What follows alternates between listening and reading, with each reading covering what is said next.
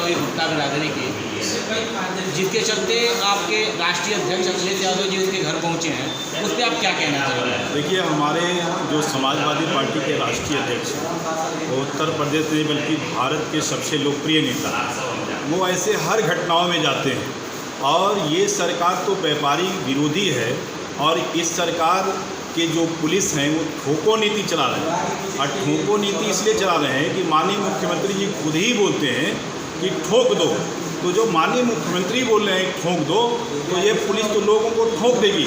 उस व्यापारी का क्या कसूर था कि जो होटल में कमरा लेकर और रुका हुआ था अपने परिवार के साथ, और पुलिस जाती है अंदर घुस करके और उसको सीधे मारना और पीटना शुरू करती है।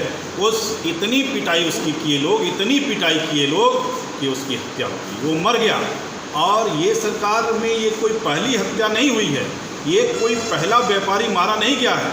ये गौरी बाजार में भी आप लोगों ने देखा होगा कि एक व्यापारी पानी में डूब के मर गया। वो कानपुर गया था, वो कानपुर से वापस आ रहा था, फैजाबाद नाले में उसकी गाड़ी गिर गई, जिससे 4 लड़कों की मृत्यु हुई थी, जिसमें एक व्यापारी था जिसका नाम था विकास जायसवाल। विकास जायसवाल जब पानी में डूब रहा था, उसकी बाप की आंखें अपने जवान बेटा के लाश की अंतिम दर्शन करना चाहती थी। और एसपी ग्रामीण, उन लोगों का कहना है कि एसपी ग्रामीण जाल डलवाने के नाम पर 10,000 रुपया मांग रहे थे। और सरकार मोदी जी की थी, सरकार योगी जी की थी, सरकार भारतीय जनता पार्टी की थी। और उस लड़के की लाश तब मिली जब 36 घंटा पानी में सड़ते सड़ते ऊपर आई थी। हम महाकाल जा रहे थे, व्हाट्सएप पर खबर देखे, हम झांसी से वापस आए, उस लड़के का फैजाबाद पोस्टमार्टम करवाए, अयोध्या में दाह संस्कार करवाए। और बड़े शर्म की बात है कि भारतीय जनता पार्टी का कोई नेता या सरकार की तरफ से कोई व्यक्ति उसको पूछने तक नहीं गया, क्योंकि वो व्यापारी था।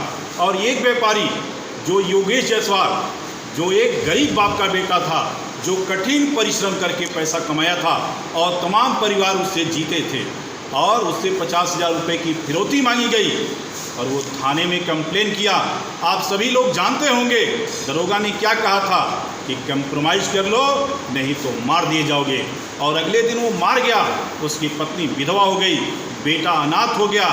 और मैंने उसकी अर्थी को कंधा दिया, दाह संस्कार करवाया, लेकिन सरकार के लोग पूछने तक नहीं गए। ये सरकार तो व्यापारी विरोधी है।